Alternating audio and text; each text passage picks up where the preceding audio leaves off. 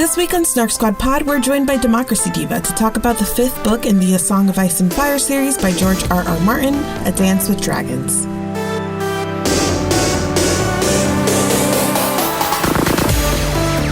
Welcome back to Snark Squad Pod. I am your host, Muddy Nis, and with me, as always, is my co-host, Nicole Sweeney, and we are joined this week by dear friend of the podcast, Sam from the Democracy Diva. Hey guys, it's Sam, aka Democracy Diva, and I am back with Snark Squad Pod yet again, and I know you're all super excited to hear about another really long book. So Sam is joining us to talk about, as we already said, the 5th and final published book in the A Song of Ice and Fire series. There are 2 more probably to be published, but right now there are 5 that are published, and this is the last one. It's the longest one. Now we gotta talk about what the fuck happened in the audiobook is 50 hours long. Yes, so you're welcome, guys. So I don't know if we can trim that 50 hours down to like 2 to 3 minutes of summary, but Sam, are you prepared to try? Thank you for asking it that way. I am prepared to try. We start with another super creepy prologue. This one is our creepiest prologue yet. There's warging, there's other terrible things, and then it doesn't matter again for the rest of the book. We have Bran going through his acid dream werewood plot line that we have seen in the show before, but we get some in-depth weirdness there. We have Theon as Reek, again, stuff we've seen on the show. Jon being Lord Commander. Dany going through all her political drama in Marine. And then things start to depart from what we're familiar with the show. We get Tyrion kind of traipsing all over Essos, being super drunk and terrible. And also meeting Rhaegar's baby, who we all thought was dead, who's secretly the heir to the Iron Throne, but also maybe not. Okay. Davos is off trying to get some northern lords to care about Stannis, which goes medium well, I guess. And we meet Quentyn Martell, who is a son of Doran Martell, who is trying to make his way to Dany to marry her. That also doesn't go super well for him, even a little bit. We get our first Melisandre chapter in this book, which is exciting and strange and sensual. Random snippets of the end of the story that we read in the last book with Jaime in the Riverlands and Cersei doing her thing, so that is also very confusing in its order. We get some more Victarion Greyjoy, another one of the Greyjoy uncles we don't care about, who's also terrible. We get a chapter of Jon Connington, who was basically Rhaegar Targaryen's boyfriend and trying to make his son be king. Dany rides off on a dragon and has a super cool, weird last chapter. And then we get an epilogue where Varys and his little birds kill everyone. So, yeah, that's. I think that's A Dance with Dragons. I am very impressed by how concise that was. You did it. I mean, I don't even know how much I left out, but that was some stuff. Doesn't matter. Don't care. I feel like at this point, it's almost like not even the question of, did you like it? We're too far deep. We're too far deep now. We're too in. It doesn't even matter whether we like it or not, honestly. And it's not even a question that applies. Like, I feel like it's not even a valid question. I don't know.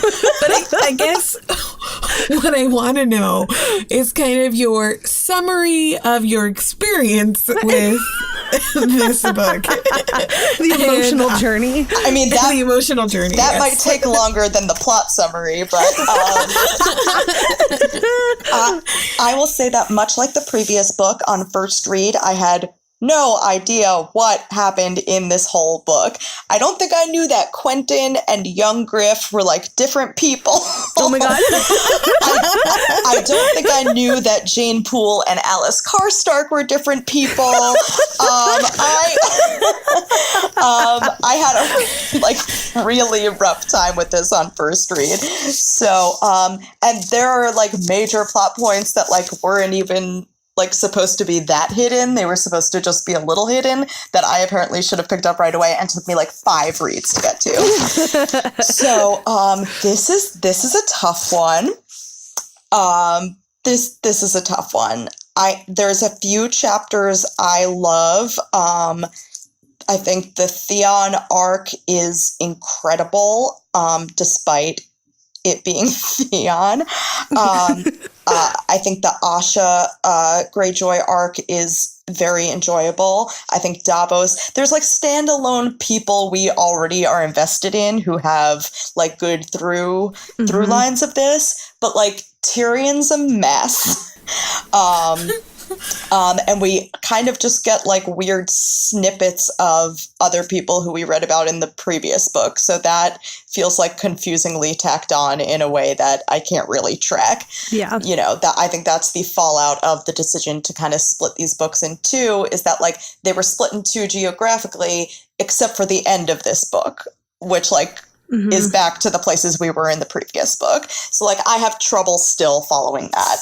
Yeah, there's just a lot to keep track of here, and I don't think that we need it all. I don't know.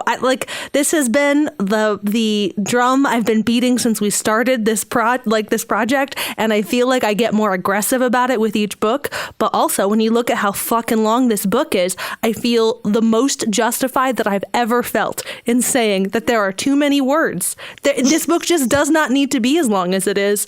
All of Quentin Martell's shit, I understand why the show scrapped it. That was fucking unnecessary. That was a completely unnecessary journey that George just took me on. He wasted my goddamn time, and I resent it. Like, I don't know. I think I agree with what Sam was saying, though, that I think there are a lot of really interesting individual threads in this book, but like the totality of it is that there's too much. First of all, that's my like biggest, strongest emotional reaction to it, is there was just too much. And I don't know, it made it harder for me to appreciate the things that were really strong, because I kept getting distracted by all of the sort of unnecessary components. I think that I'm on board with that. And I think that a lot of my feelings throughout the whole series are that while I'm reading it, I don't enjoy it as much as just like immediately after I close the book. And I look back and I'm like, hey, it wasn't that bad. As I'm reading it, though, it feels like never ending. So that has been like my general experience, and that tracks. A lot of everything that we've been saying about the books in general and the series in general tracked for me in this book. I think my biggest issue was the formatting of it and the fact that they split the books in the way that they did. And so we had like an absence of some point of view characters in the last book, and then they show up here, but you have some crossover to the stories. So when we first we meet John at the wall and he's talking to Sam, I'm like, wait, but Sam is, okay, like this is like crossover. So that was like a weird and interesting choice. Some of the things didn't really feel like they were in like chronological order necessarily, and then you get to the end and some of the people from the last book are also in this book, but why wouldn't you just put that stuff at the end of the That's what I'm saying. The whole formatting thing, like the decisions that they made and the way that it turned out in this book, I think are my biggest complaint, on top of like the stuff that we have talked about consistently with some of the other books. Yeah, or I mean, not like, why wouldn't you just put those things in the previous book? Or if you're saying like, okay, now we've reached the end of the divergent or of the sort of overlapping timelines, like then you fucking cut the book off there then, right? Like then all of this shit is the next book. Like you've been going for a very long time now. I don't understand why we can't just like stop then, rather than continuing to advance the timeline in that way. Yes, I totally agree. It was a very weird choice to say, okay, I'm going to separate out these threads and we're going to put half of them in this book and half of them in this other book. But then wait, at the end of this other book, we're going to come back and we're going to do it again. And that problem was compounded by another like structural problem that I had with this book. It started in the last one and it got worse in this one, which is suddenly and like inconsistently changing the chapter heading format from names to like vague descriptors of people.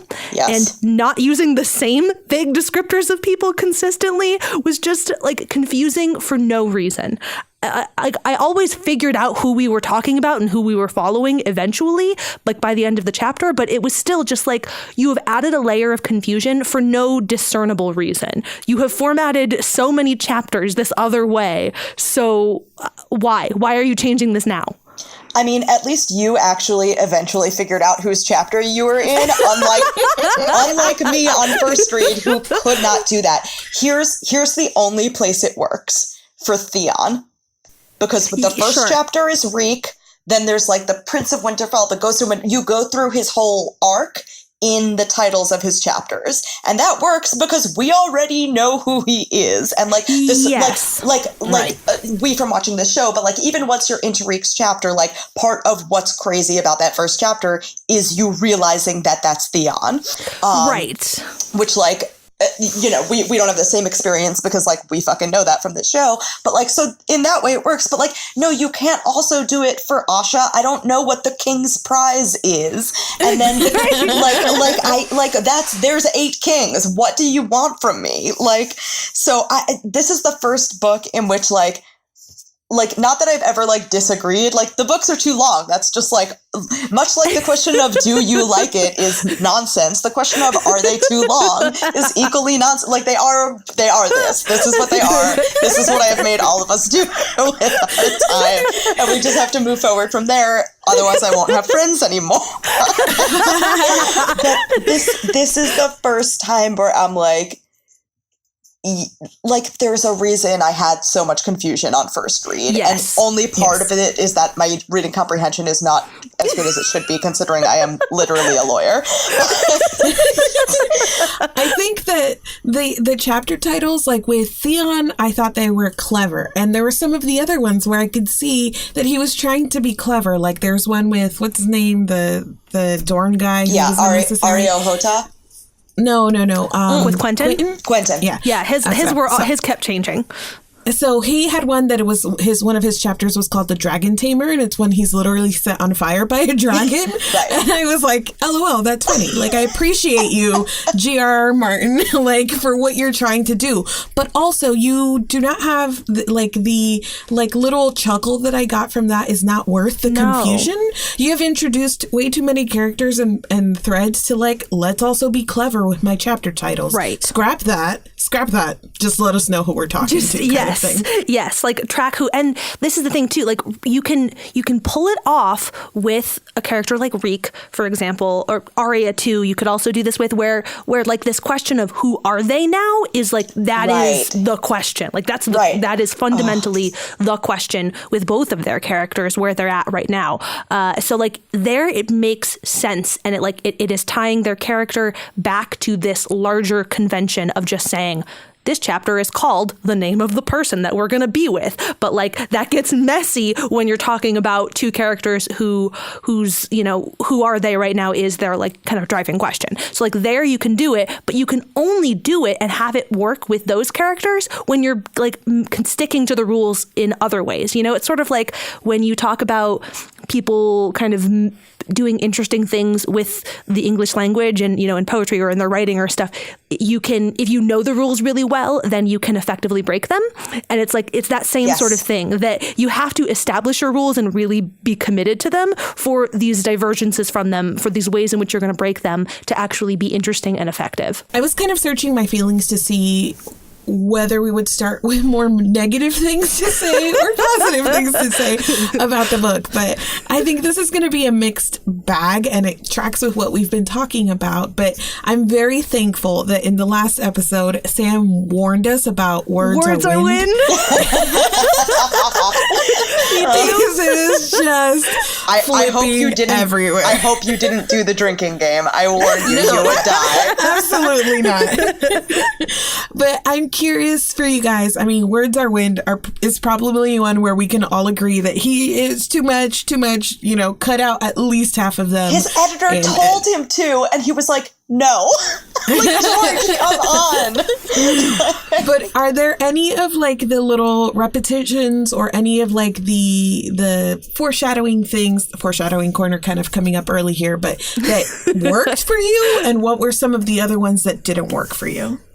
For me, for instance, in in addition to Words Are Wind, I thought I would never have to hear You Know Nothing, Jon Snow ever again after Ygritte died. She did. He's saying it to himself in his head. And I'm like, bro, let it go. Like, I thought that was over.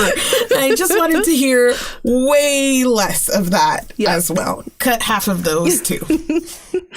Yeah, I have nothing to add because all of the repetitions were not working for me. I have no examples of ones that I thought were effective. It just, every time that we got to the repetitive phrases, it really hammered home just, again, all of the unnecessary shit that is in this book. So like when he's also repeating phrases, it was like, I don't know, like he was laughing at me also. Yes. It was a personal attack on you. Yes. And like, hey, George, maybe instead of repeating phrases, you could repeat characters in the title of the chapter.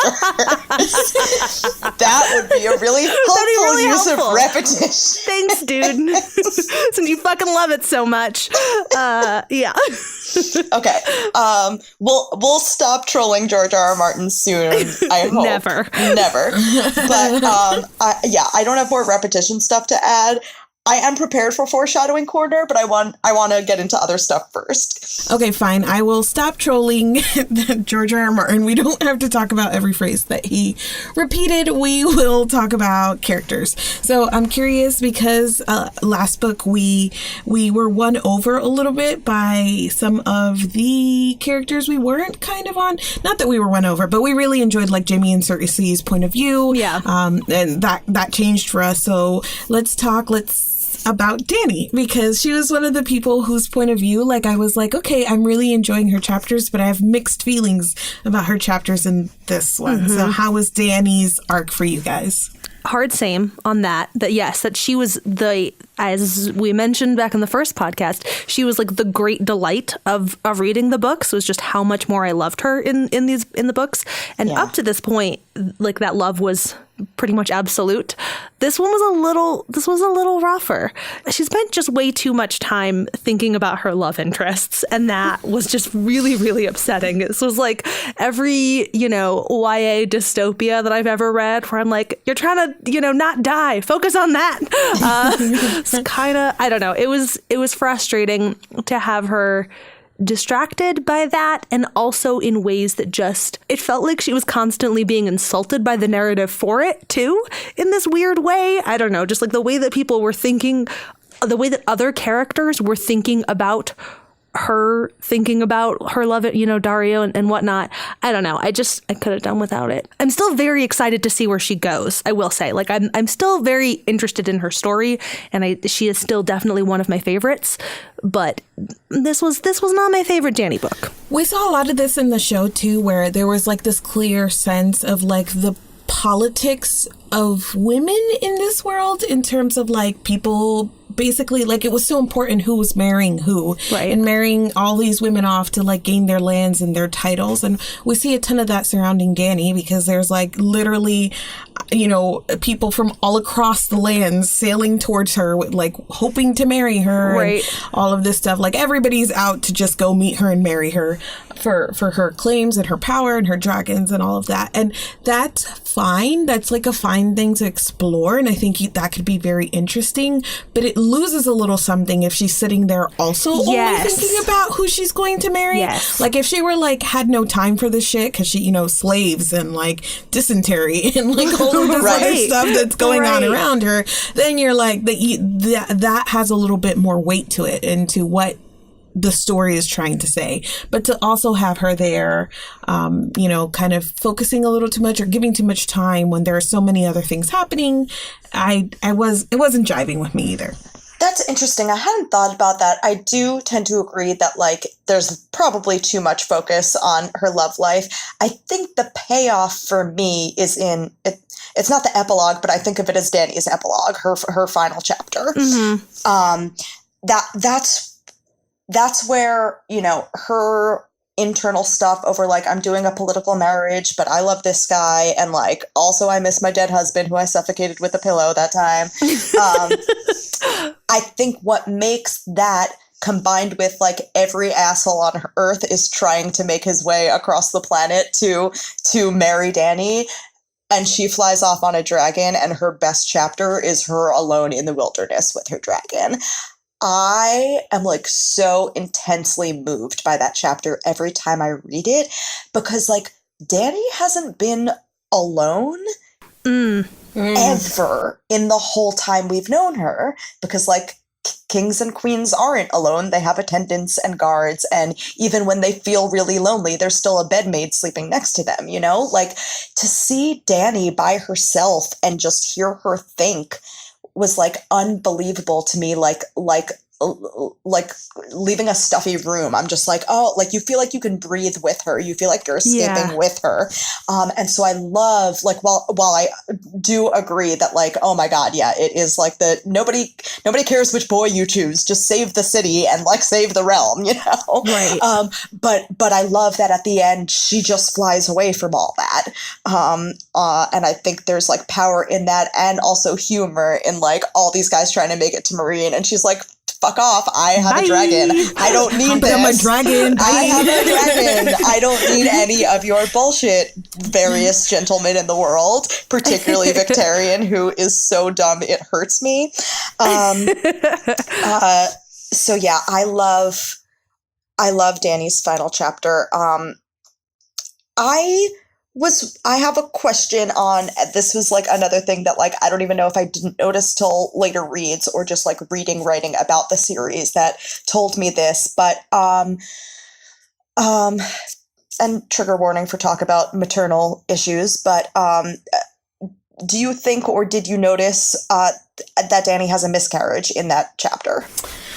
So they describe her as bleeding. So I don't remember what it was specifically about the way that they were describing her bleeding and her wounds and kind of what she's going through. Yeah. That I thought she was getting her period. Yeah, and I think she thinks that's what she thinks. Yes, And I'm not sure whether or not we're supposed to understand that. She says it's been a few months. She can't remember her last period. It's been at least a couple months. And it's heavier than she ever remembered her flow being before. And that was something that, like, I did not get at all, even in the first couple reads. Like, I just always read that in Dani's mind of Dani getting her period.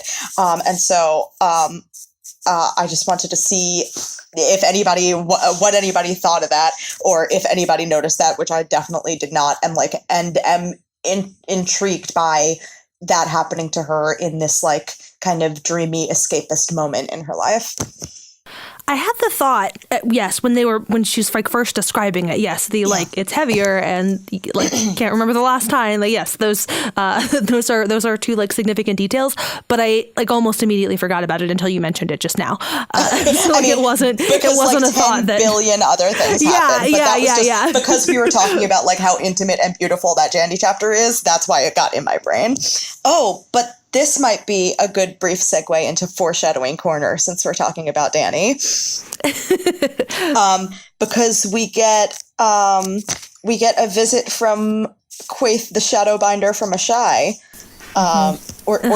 or she remembering a visit from her. No, she gets a visit from her in this book. Sorry, there's a lot of dreaming and magical foreshadowing. So the brief things that get referenced here are glass candles burning. Which is actually a callback to the last book when they're at the Citadel. They talk about how the glass candles are burning again. And that's because dragons are back. There's the pale mare. We know that one comes true because the horse that carries the, dysentery disease is described as the pale mare. There's also Kraken and Dark Flame. Kraken is pretty obvious for the Greyjoys. Dark Flame, I will just hold on to for more theorizing later, but you get Lion and Griffin, so you get John Connington and Tyrion. The Sun's son, she even realizes is Quentyn. And then there's the Perfume Seneschal. I don't know how to say that word. I don't know if there's a way to say it. Who, like, Dani can't decide, like, which of her various assistants is probably someone who's going to betray her. And I'm like, it's like everyone, girl. Like, there isn't one. But it's interesting, the Dark Flame and Mummer's Dragon. Because another way of saying dark flame would be Blackfire. And a big important thing in Targaryen history is the Blackfire Rebellions, which is basically like the bastard branch of House Targaryen, like rebelling against the throne and trying to claim it. So, well, there are theories out there that that the boy we are told is Aegon Rhaegar's son, is actually a Blackfire that they're passing off as a Targaryen. Oh, interesting. Yeah, people think that that's both the Dark Flame reference, the Mummer's Dragon reference, and like some other stuff out there that I can't remember off the top of my head, and it isn't in my notes, so it might as well not exist. Yeah, but combination of shit. Right. So it's like pretty generally accepted in fandom. I think maybe between this and like reading like other stuff about the series, and there's also like a couple short stories that are set like 100 years before these books are in this world that deals a lot with the Blackfires. So like there's nothing in there about this specifically, but you get context. So that's a fun, because like in case you didn't think there was enough baby switching going on, right. It's like even the baby they switched out is not that baby. So like maybe something that repeats too much in this story is baby switching. I think it's funny because one of the big things that gets repeated, not in a bad way, in this book is kind of like that idea of who to trust, and we see that a lot with specifically Dany and Griff, you know, who they should trust around them, but Jon too, up in the wall, like he's not sure who he should trust. And I think that as a reader, as you come along their journey with them, you like are right there along with them, because even when we meet Griff and they're like, oh, he's a Targaryen, I'm like, are you? Right. Purple eyes, I don't trust it. Right. I don't know who you are. Where did you come from? Right. So like that, like it doesn't even faze me really that you're like, but he could be this person. I'm like, yeah, he could be, because I don't trust anybody or anyone. Right. Whatever is happening is probably not actually He could also be a direwolf, because anything could be a thing. Yeah. Right. Yes. So yeah, I think that's a fair point. That like, yeah, anything is believable.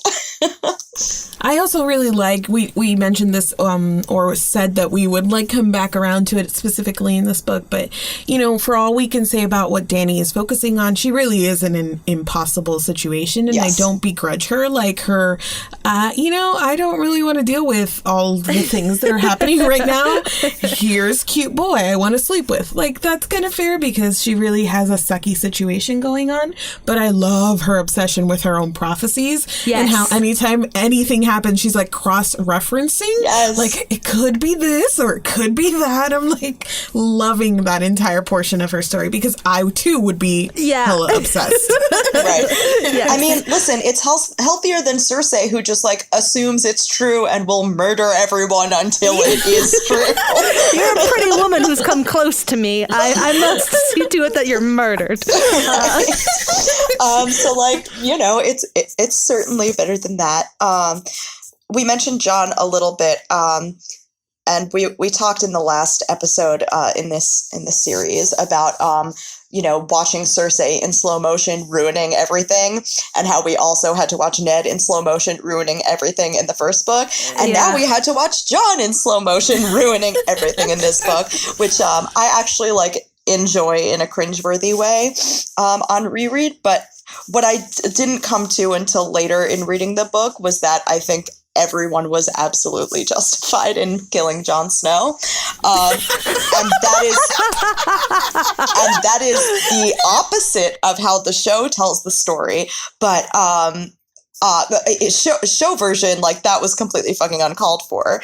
But Jon literally is like, okay, everyone, who wants to come save my baby sister, because I'm not even pretending to be a Lord Commander anymore. Like, no, dude, you get to be murdered for that. Yeah.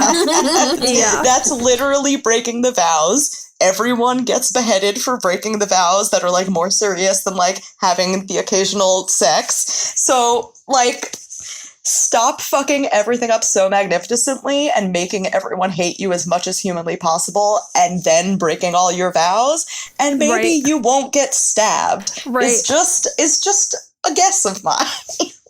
Yeah, it's really interesting too, because to hear him do all of the moralizing about it, which yes, you're right. You are absolutely right, John, that you don't want to leave all of these people to die out there. And that's correct. But he repeatedly makes no effort whatsoever to ease this process. He has conversations with people and they express their grievances and he's like, yeah, but you're wrong. Bye. Repeatedly, he has this conversation over and over again and doesn't learn anything from it about, okay, how could I have this conversation a little bit differently? It kills me how fucking Stannis he is in this book. He has good ideas. He is, at least at this point, trying to do some good in the world, and he is so bad at politics that everybody hates him anyway. Right. By the time that he gets to that, making the point of, okay, guys, we know we don't like them, but if they all die, they turn into whites, and we don't want more whites. I'm dude, you couldn't have led with that? Right. That's clearly that's an amazing point. That's the only thing that matters. And also, I don't want to get all I've worked in government on you, Jon Snow, but you need people's buy-in in order to make these kinds of decisions. You give people a seat at the table early so that they feel heard and you listen to their concerns. And then when you do stupid shit like break your vows, they don't stab you. Okay. I like that one of your biggest grievances about this book is the bad politics of Jon Snow. Well, it's just you see Dany, who's in a mess of a situation, but is actually at least competent at her job. We saw Sansa in the last book killing it on the political front. We've seen Tyrion do a good job of this in previous books. We have seen people do this well. Jon does not do this well. He is a good military strategizer. He's a good leader in terms of inspiring the men around him, but he is a shit politician. That is just a fact. I think that him and Stannis have a touch of the Ned thing too. Yes. And it's coming from a place of John truly believes that what he is doing is right, and he has so much he's naive, and I almost want to call it honor, the fact that he's I'm Lord Commander, people will just do what I say. So the idea of people having to buy in or surrounding himself with power or any of that, it's just so far beyond him. He's just counting that he's going to go to sleep, no one's going to touch him, he's going to make his decisions, and everything will be all right. Yeah. Oh, I actually should clarify that I actually don't see the when I talk about Jon breaking his vows, the thing that's the deal breaker for me is him leaving the wall, him wanting to leave the wall to go say Arya and saying all right, guys, who's with me? Because I think you can bend the vows to allow in the wildlings, shield that guards the realms of men, all that stuff. I think you can twist those rules even in order to let a giant pass. Although maybe you should teach other people about giants so that they aren't just terrified and the giant doesn't just murder people. Maybe that's something you should have thought of before. John kills me in this book. But it's no, when you make the decision that I'm not going to order my men to break their vows, but I'm clearly breaking mine by going off to save my sister or who I believe is my sister or whatever. No, dude, that you done fucked up, John. It was very, as a final note, Wall, it was very funny to me that on the show, I had no idea who was who at the Wall. And in the book, I'm still I'm reading about you. I see your name on the page. I still do not know who you are. You're all, Dolores said to me. So, good night, Wall. You are all Dolores Ed, except for Satin the Squire, who is my fave and who John totally has a crush on that he doesn't know how to deal with, and it's just fine. I just always have to plug that. Your OTP. The only other thing I care about that is my OTP. The only thing I care about. The only other thing I want to talk about in Jon's arc, not the only thing I care about, is his last word is ghost. And Rob's last word was Grey Wind, and I just want everyone to cry about that together for a moment. All right, now we can move on. Speaking of Jon's death, the book opens with the this warg who dies and then clearly lives on in a crow, I think. Yes, question mark. A raven, whatever. He fucking lives on in an animal that he had warged into a lot. And so they see that that's a thing. but it never has any meaningful payoff in this book whatsoever. There's no reason that we've teased out that idea except to acknowledge that it's a thing that can happen, which, whatever, cool story. But my one and only, like, I don't know, bit of speculation, theory, question mark, is that maybe that will have something to do with how he gets resurrected. Question mark. That, like, maybe because we've never seen Melisandre do this. Like, obviously we've seen Thoros do it a whole bunch, but we've never seen her do it. And that maybe part of how she's able to do it with Jon is that his soul is, like, nearby. And part of why I mentioned this too is that, like, the last conversation that he has with her, she's trying to talk to him and she's, like, trying to say, no, I'm your only hope. I've seen it in the flames, whatever. But the first thing that she says to him in that very short conversation where he's, like, brushing her off is she asks him, I think it's the first thing, I don't know, maybe I'm wrong about this, but she asks him where his wolf is and is, like, clearly concerned with whether his wolf is nearby. And so I don't know. That's my bit of just pointless speculation about why we did this warg thing that felt pointless. I love that you brought that up because I never took that line to mean that. I took it to mean, she talks about him not having guards around him and, like, dude, you're going to get stabbed. So I never thought that meant more than, like, where's Ghost? Because, like, he'll protect you when these dudes with the daggers in the dark want to stab you. I never read it further than that, but I think you are 1,000% right that, like, that may also be what it's about. And if not, I think you're still absolutely, like, I think what that warging, kind of post-human death stuff is about is going to be, like, how they bring Jon back in the next book. Because I think it's pretty clear he's going to come back. And I think it's pretty clear that it's not going to be the way it happened in the show, which was, like, basically Melisandre gave him a haircut and a bath. So, like, I think we can assume it's going to be a little more in-depth and magical in that. And I think it's, I think they're laying the groundwork for that. Absolutely. I think, the groundwork for that. One of the other, like, warg comments that they made was that Jon has a dream where he's, warging into his direwolf. And when he wakes up, like, in that dream, or, while he's in his wolf, he senses the other direwolves. So when he wakes up, he has this line where he thinks, could his dead brothers still be living on in their wolves? Mm-hmm. And as soon as he said that, I was like, oh, shit, which Stark is coming back? But it didn't, like, none of that math actually worked out, unless you consider that it is Jon himself who is going to come back in that fashion. And they also lay a lot of that groundwork of Melisandre being like, being the Red Priestess is hard work. Like, this shit isn't easy. Like, all of my spells, all of my glamours, looking into the flames, all of this is really taking a toll on her. So I think they're really setting the stage of, like, it's not just going to be a haircut and a bath. Like, some real deep shit's about to happen and it's going to take a big toll on her. And it's definitely, I think, going to maybe tie into the whole wolf warg thing. I'm so glad we gave The Winds of Winter its official tagline, which is not just a haircut and a bath. I also really liked, this is, I don't know, kind of been another recurring theme of our conversations about the books as, for those of us who watched the show first, I have thoroughly enjoyed how much more magic there is in the books in general. And so I really liked hearing Melisandre mention that she can just do more when she's on the wall because of how magical the wall is. I thought that was really cool. Just, like, as a random aside, I thought that was really cool. And I think also, again, sort of, teases out the idea that, like, she'll be able to do a thing that she's never done before because she's in this really fucking powerful place and that activates her magic or whatever. Also, and this didn't occur to me until you said that, but, like, people have been able to do more magical things recently because dragons are back in the world. Oh, yeah. Nice. And, like, maybe Melisandre doesn't realize that that's what it is and not the wall. I mean, like I don't think that's necessarily true because, like, she's pretty recent to the wall, so I feel like she would... She would notice. Yeah, because, like, she was, like, wherever Renly was, like, when she murdered him, so, like, probably she would know this, but, like, it sparked a fun thought in my brain. So. Yeah. But like, you know, both too also, right? Like it could be a bit of both is what's happening. There's lots of magical things, yeah. I mentioned, I think last episode or whatever, in one of the episodes about the religion aspect of the song, especially because if like, is the Lord of Light endgame? Is there an endgame? Is the endgame that everything is true?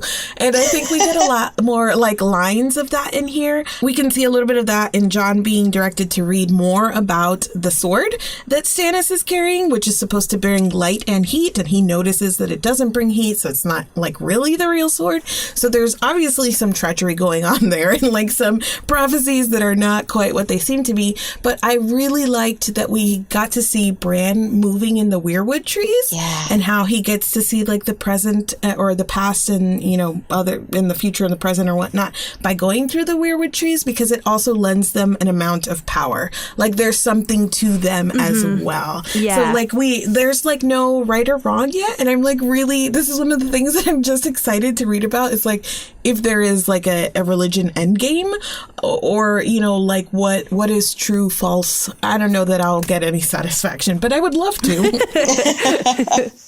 I really love the Bran stuff we get in this book. I think trying to watch it on the show, again, with the amount of magic that the show has cut out, it makes it harder to do that plot line, which like they still did, but I don't know. You lose a lot of the magic, both literally and figuratively, in the translation.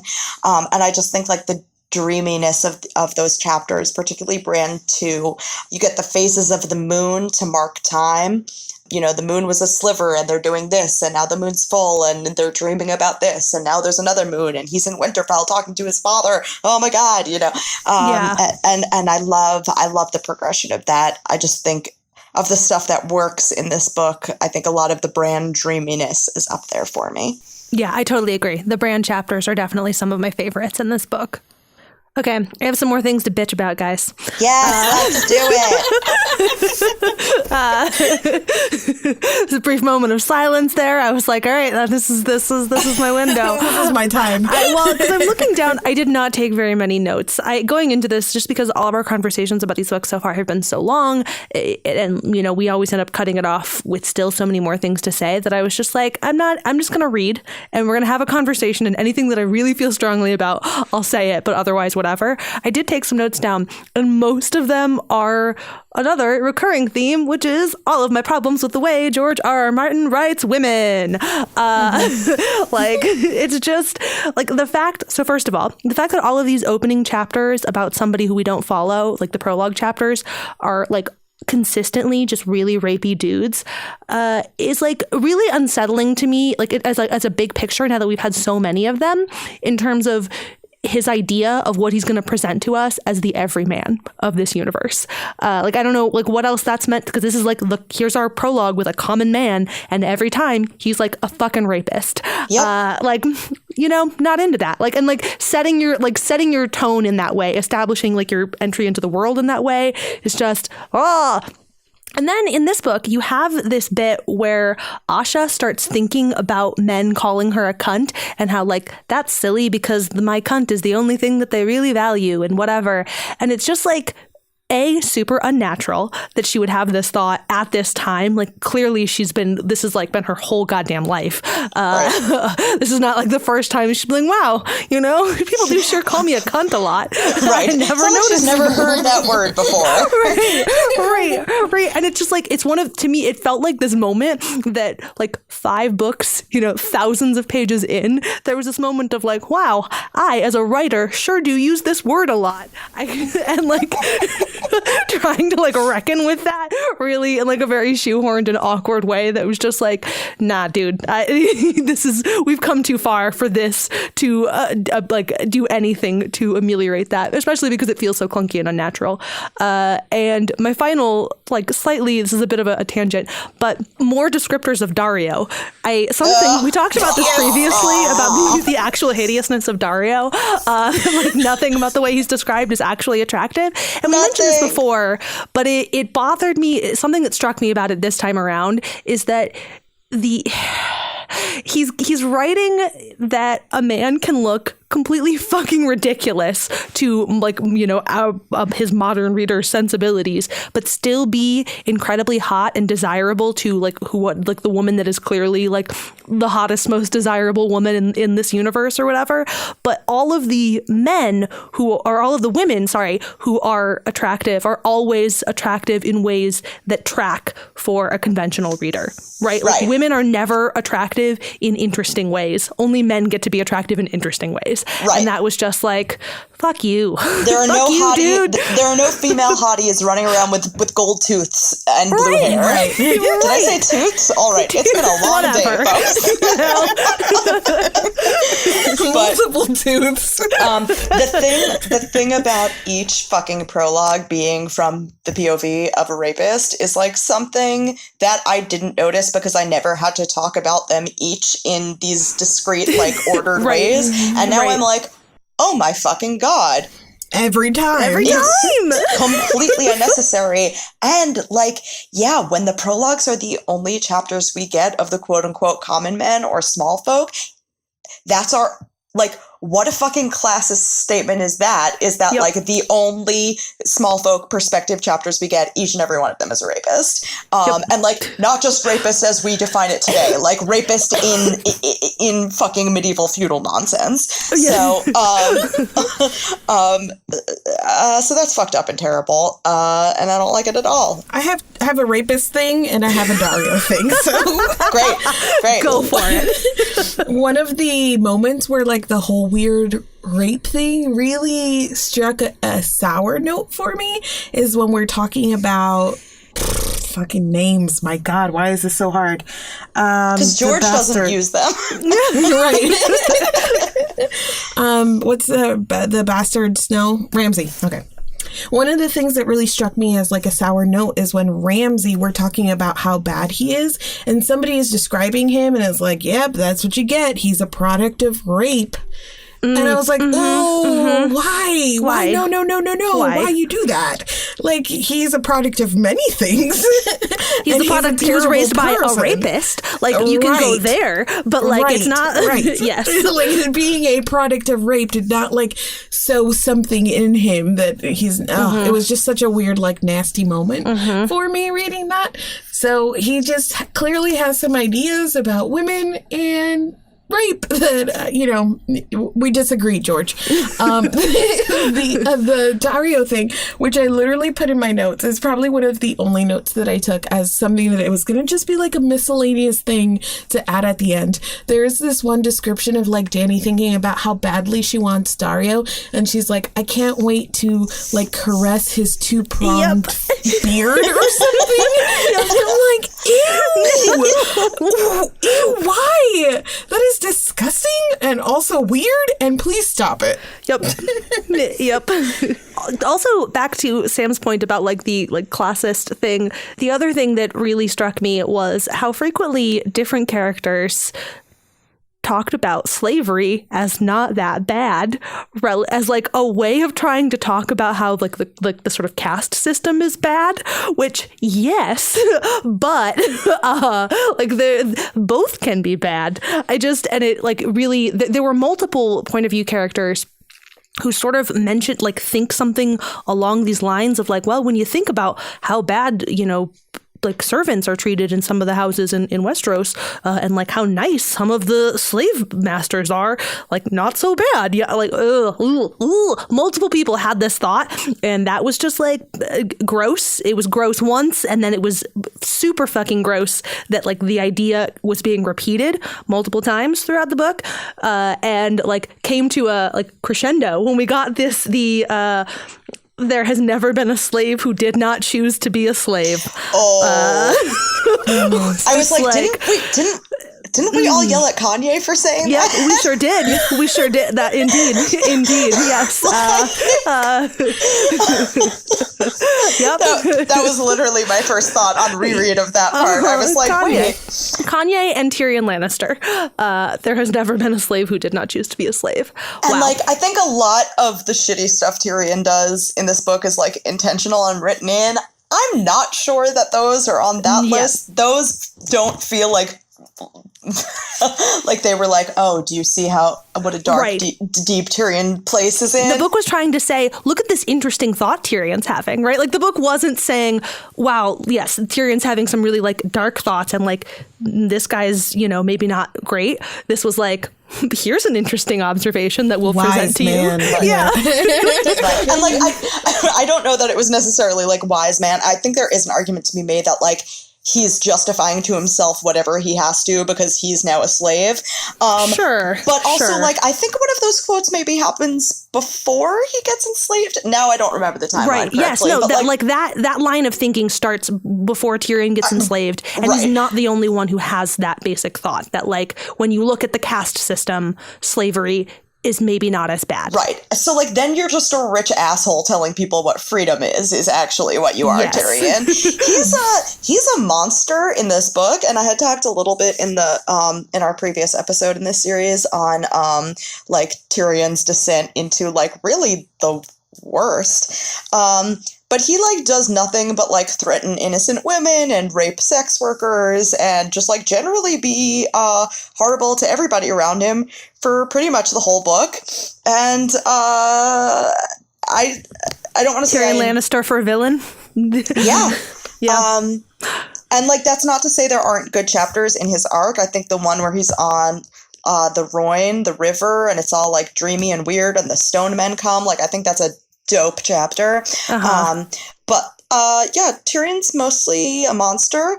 And you can have, like, the chapter can be, yes, I totally agree. Like, that is a great chapter, and Tyrion is a monster. These things, both true. Both are true. I mean, how about the fact that, like, I don't know if he believes Aegon is Aegon or if he believes Aegon is someone that they're tricking up to be Aegon, but the fact that he, when they're playing that game of Westerosi chess, and he basically tells him, like, oh, forget about Dany and the dragons, just go west and, like, stake out a claim and she'll come rescue you later with the dragons. And Aegon's like, okay. Like, Tyrion knows that that's insane.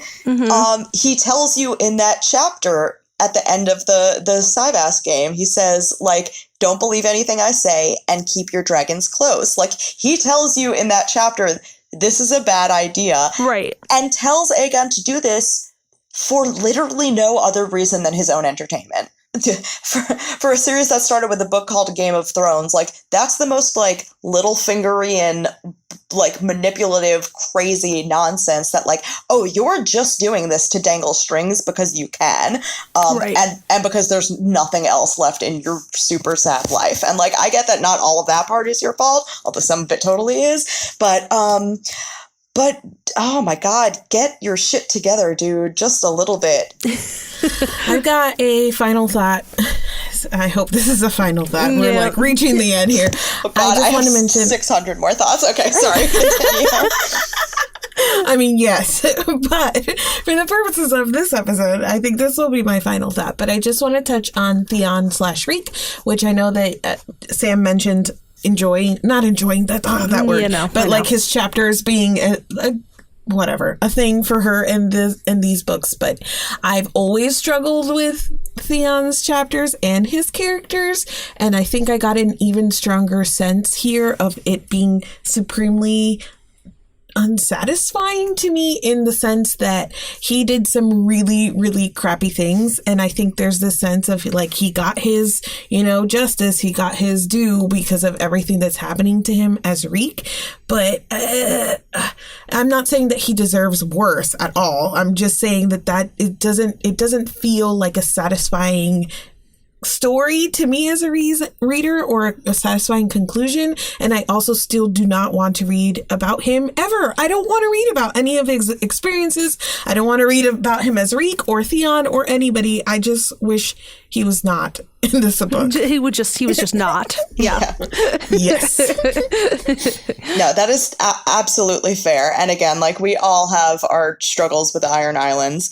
I mean, the Reek Theon chapters are brutal. what I sometimes love about the story when George does it well is that playing with identity that we talked about before when we were talking about like using the titles to like track his transformation from Reek to Theon and like it describing like what his identity is in that moment. I mean, and that I think is something that the show depicted almost incredibly well, not in terms of how they told the story at all, but literally Alfie Allen's performance as Theon, as Reek, was unbelievable at showing you, you know, what trauma does to someone and watching someone try and come out of it.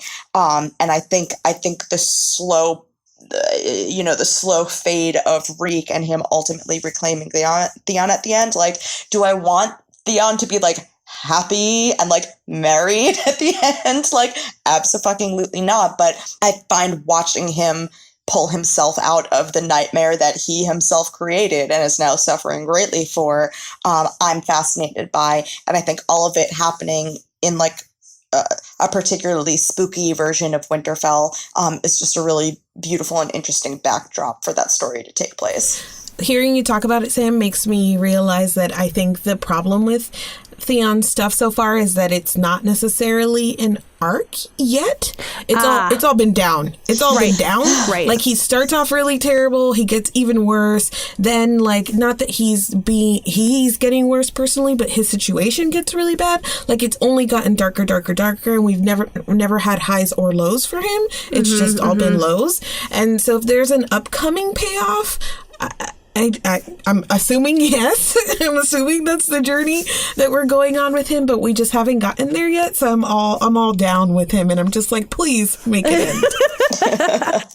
No, that's fair. I think when Theon was good in Theon's head, we all hated him because he was an asshole. You know, so there were times when his life was good, but we hated reading that because it was just him being a douchebag. So I think we're all justified in being like, yeah, no, there hasn't been an up part. I do think that at the end, like him like wandering through the snow and happening upon Asha, like I do like their little reunion and her not recognizing them and him being like, haha, remember that time that I didn't recognize you and then you let me touch your boobs even though we're related? Great times, everyone. But what was my point? I don't know. I appreciate that reunion, I guess, at the end as a sort of, again, like not arc because it's a squiggly line, if anything. It's a Jeremy Bearimy if you've watched The Good Place recently. Thanks, Nicole. But I do think that does bring him back to life in a positive way. I have no idea what his arc is going to look like in the next few chapters because I don't know that it's going to resemble what he did on the show, which has mostly been like stand around while other people did stuff. So I don't know where the arc is going to go, where the non-arc is going to go from here. But for at least this book, I was down with what they were doing. Davos is going to go rescue Rickon because the Northern Lord told him to. I am surprised by that part every time I get to it in the book. I'm like, does this happen? Yes, that is good. And when that happened, I was like, yay, find the baby. I was immediately just sad because of what we've seen on the show that I was like, oh God, this like seems so promising, but I'm sure there's some way that it's going to be bad. I know obviously the show has made tons of departures and so like maybe it'll do something completely different, but I look, I'm not hopeful. I just think that means he'll die in a completely different way. Sure, yeah, but like he's gonna die. Like we're gonna find him. Die. Yeah, that's the thing. Like I think, like maybe yes, yeah. It seems like different things are happening with Ramsay. So like Ramsay's probably not going to be the one to kill him, but also it's probably going to be a similar situation where he shows back up and then is dead. Right. Like the story is not going to end with like the happy marriage of Rickon and Lyanna Mormont. Right. Like that is not. The rudeness. Listen, she knows no king but the king in the north whose name is Stark. All right. All right. I love that even though she's not an actual character in this book, you do still get her letter because that's how much of a badass our little baby bear boss is. I'll happily make that my final thought because we should always end by talking about Lyanna Mormont, no matter how small a role she played in this book. Talk about how great her appearance was. Terrific cameo, as always. And on that note, thank you so much to Sam for joining us this week, and thank you to all of you guys for listening. As always, we'd love to hear all of your thoughts on A Dance with Dragons. There will be a post dedicated to this episode up on SnarkSquad.com. You can also sign up to join our community on Patreon, where we have polls and bonus content. You can find that at patreon.com/SnarkSquad. You can also find us on Twitter at Snark_squad. You can find me at My Name is Marines. I am at Sweeney Says. And I am at Democracy Diva. Thank you to Stefan Chin, as always, for the fancy theme music that is playing us out right now. And we will be back in your podcast feed next week. Bye. Bye. Bye.